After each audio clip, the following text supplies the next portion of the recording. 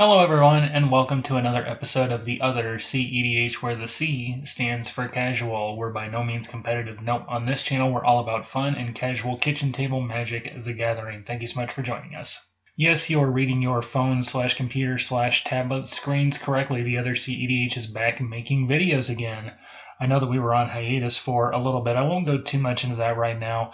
Let's just say that about 6 months, a catastrophic hardware failure, a little bit of holiday booze, and a whole lot of credit card debt later, we finally have the means to bring you content once again. Now, I know that we missed out on all the C19 goodies and the Throne of Eldraine stuff, which quite honestly gave Commander players some fun new toys to play with. Don't worry, we're still going to have some fun with all of those new goodies that Wizard bestowed upon us eager masses. But for today, we're going to dive right into some of the Theros Beyond Death spoilers and bring you a brand new Commander Spotlight. You guys really seem to dig these, so we're going to dive headfirst into another one. And who are we looking at for today's episode? Well, the name itself sends shudders into the spine of anyone who's ever played against Animar at his finest, and as a commander that back in the day would vomit out tokens left and right, and before you knew it, the whole table was burning in a maelstrom of agony and hailfire. That's right, ladies and gentlemen, Theros is giving us an all-new purveyor of pain and punishment in a posh presentation. Today we're going to be looking at the brand new Purphoros Bronze Blooded. And I know that there are people out there that are going to say, well, the new Purphoros isn't nearly as good as the old one. First of all, you are correct. Second of all, can it for a second, because I think that there is a genuinely fun and interesting build here. New Purphoros is 4 and a red for a legendary enchantment creature god, because of course he is. This is Theros, people, come on. He is a 7/6 with indestructible. All the OG enchantment gods are indestructible. He has the usual rider clause that as long as your devotion to red is less than 5, he's not a creature, blah, blah, blah. He also says that other creatures you control have haste. We can obviously also get this effect from the namesake Hammer of Purphoros, but I already like what's going on here. He also has an activated ability for 2 and a red. You may put a red creature card or an artifact creature card from your hand onto the battlefield, sacrifice it at the beginning of the next end step. So for 2 and a red, I could drop a Nudvara Hellkite onto the table. Oh, what's that? He also has haste. My initial idea was to pack this deck full of big Eldrazi, but I will admit that I have had a bit of alcohol and should probably read the cards a little more closely. Anyway, cheating in a big mean fatty for 3 mana and being able to swing with it right away is pretty awesome. The sacrifice clause does kind of suck in this instance since you're not really in a color known for graveyard recursion, but I think there is still some fun to be had here. I think the first card that we have to take a look at here is Heartstone, reducing all the activated abilities of our creatures by 1 colorless mana. This is something that would be perfect in this build. Now, of course, mana reduction on cheating in our big fatties is cool and all, but what kind of fatties are we going to be cheating in? And more importantly, how are we going to abuse this trigger? I personally think that a fun way of building this would be to look at some of our red clone effects. Because what's better than cheating in a huge dragon for 3 mana?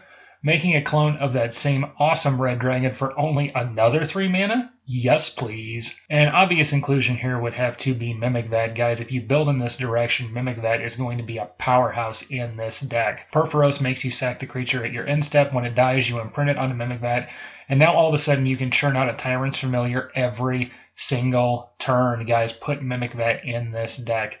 You can also achieve this same sort of thing with cards like Heat Shimmer and Twin Flame, both sorceries that will put a token into play that is a copy of target creature, but those tokens have that exile clause once you hit the next end step. Flame Shadow Conjuring is another great inclusion here, an enchantment that gives you a clone for a single red mana. Again, it goes away at end of turn, but if you stack enough of these effects, you are guaranteed to hit your opponents right where it hurts.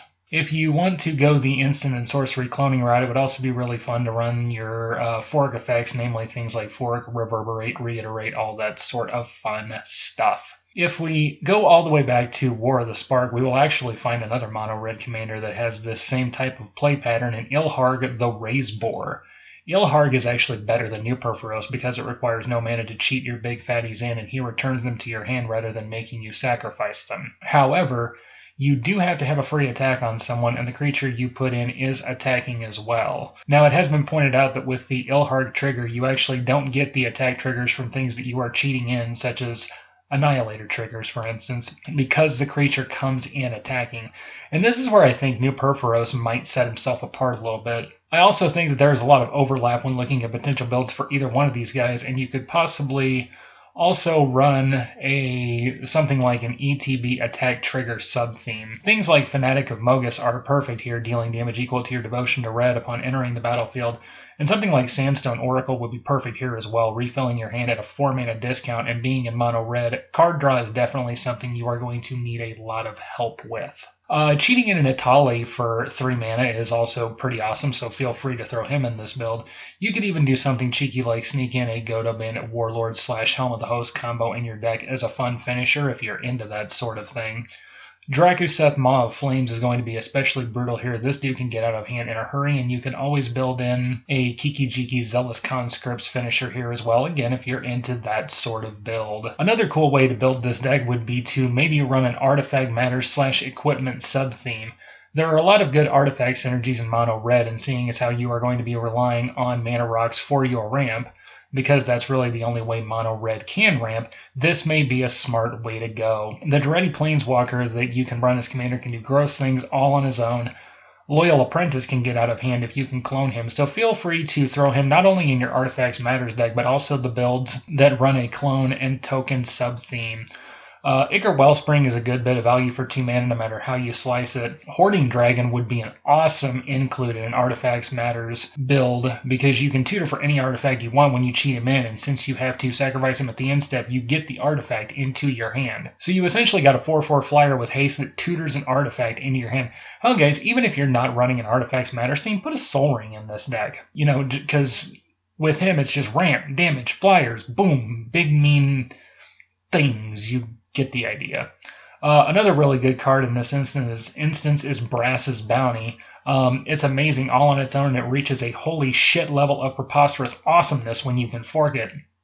So feel free to put that not only in your Spellslinger builds, but even you could run it in your Artifacts Matters sub-theme builds as well. If you want another cool way to build this big, beautiful beast, how about throwing in your damage doublers? Attacking with cheap fatties is cool, but having them deal double damage is even cooler. Dictate of the Twin Gods and Furnace of Wrath would be really cool here, as would Angrass Marauders and Curse of Bloodletting.